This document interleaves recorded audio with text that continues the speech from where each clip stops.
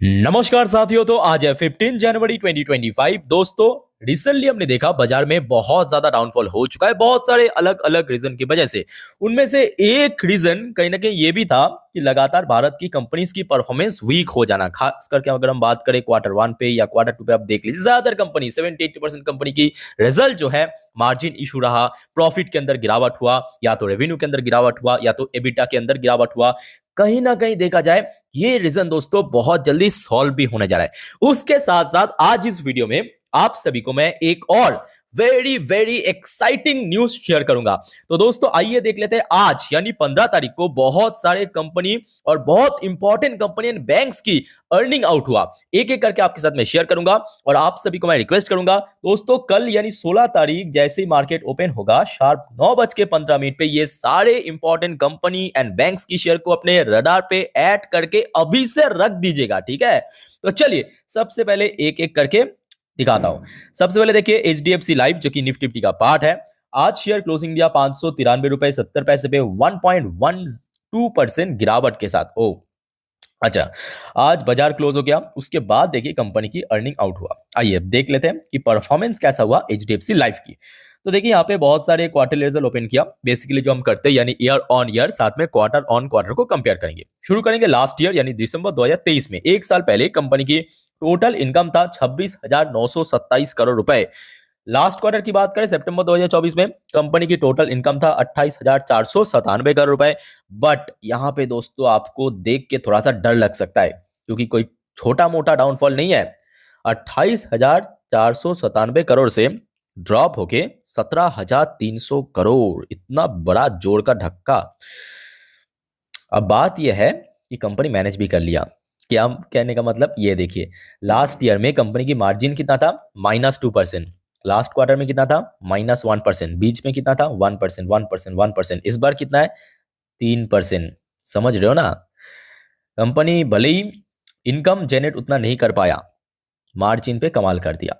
और जिसके चलते अल्टीमेटली कंपनी की जो नेट, ये देखिए प्रॉफिट कितना हुआ है मालूम है, लास्ट ईयर में था 368 करोड़ रुपए।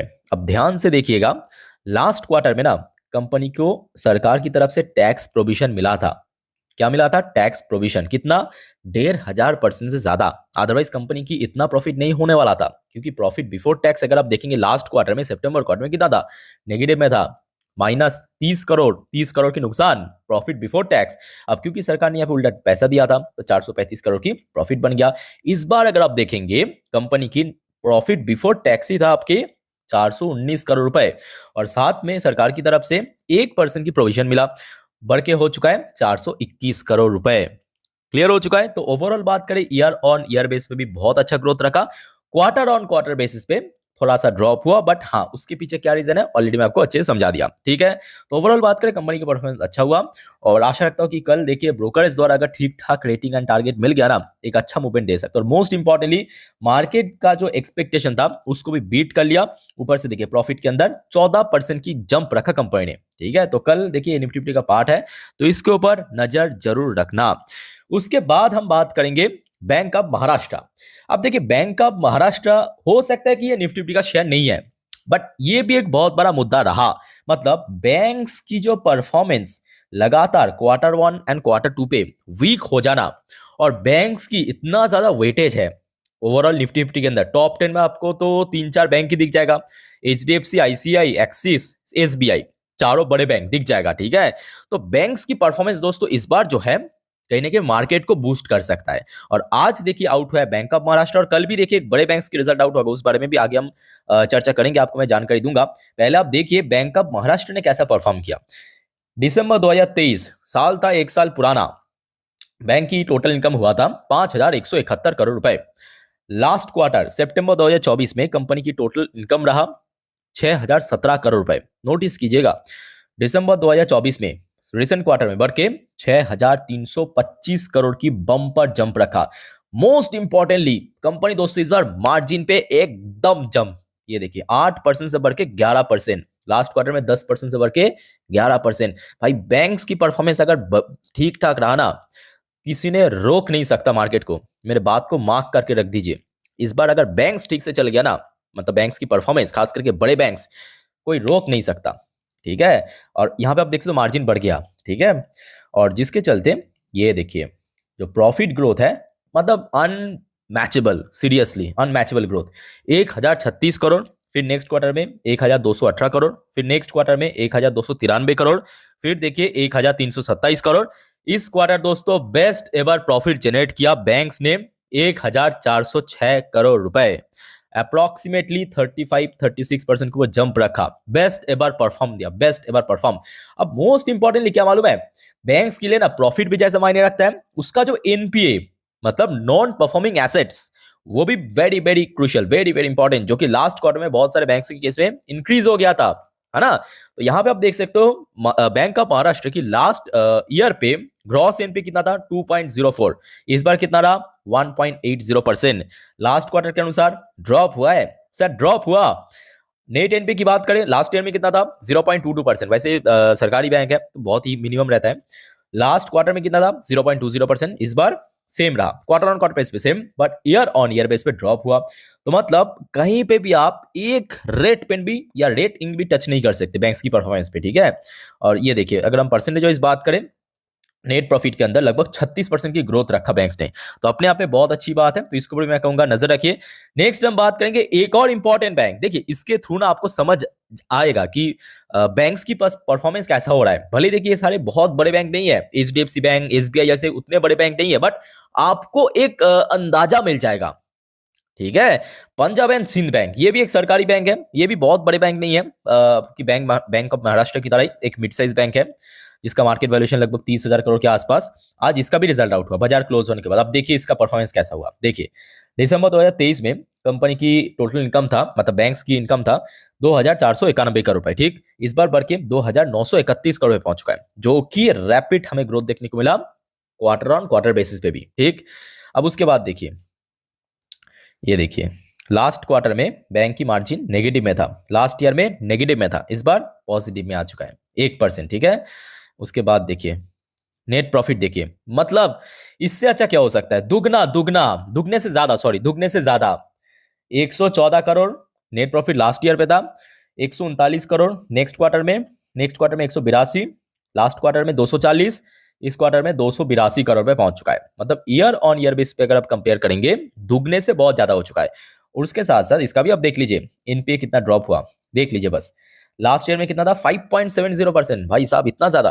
लास्ट क्वार्टर में था 4.21%, इस बार ज्यादा तो है बट स्टिल ड्रॉप हुआ, ड्रॉप हुआ 3.83%। लास्ट क्वार्टर में नेट एनपी कितना था 1.80%, लास्ट क्वार्टर में कितना था 1.46%, इस बार मैसिव ड्रॉप हुआ, massive drop. Net NPA non performing asset net 1.25%। समझ रहे हो ना कि कल इंपैक्ट कैसा होगा, इंपैक्ट।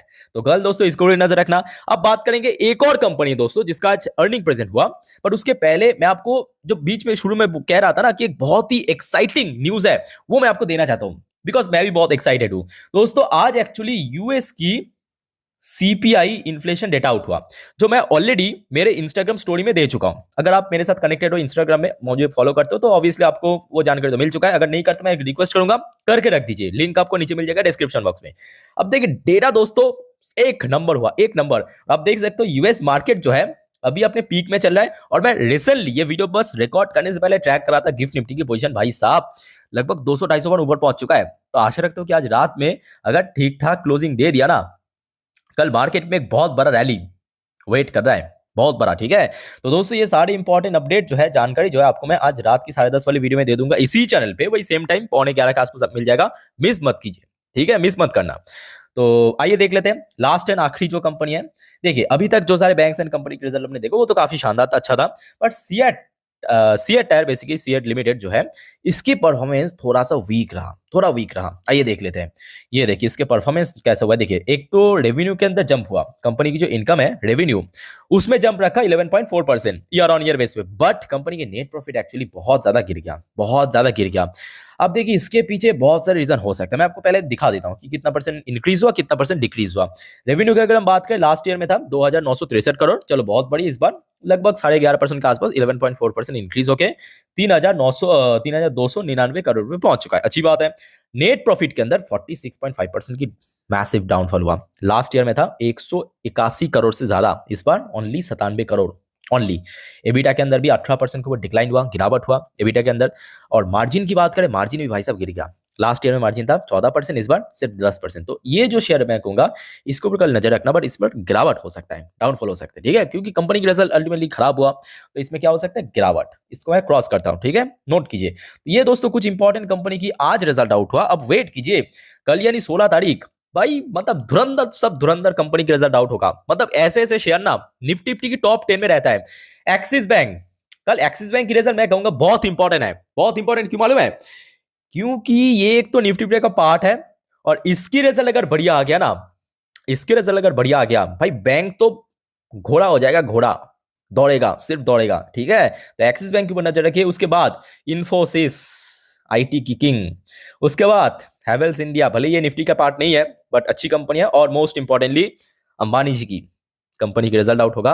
अब देखना ये होगा कि अंबानी जी की कंपनी की रिजल्ट जो Q1 Q2 में इतना खराब था, क्या Q3 में अंबानी जी की कोई मैजिक होता है या नहीं होता है। तो ये सारे जानकारी आपको मैं सेम टाइम पे वीडियो के थ्रू दे दूंगा, मिस मत करना, ठीक है। कल भी आ जाएगा सेम टाइम पे।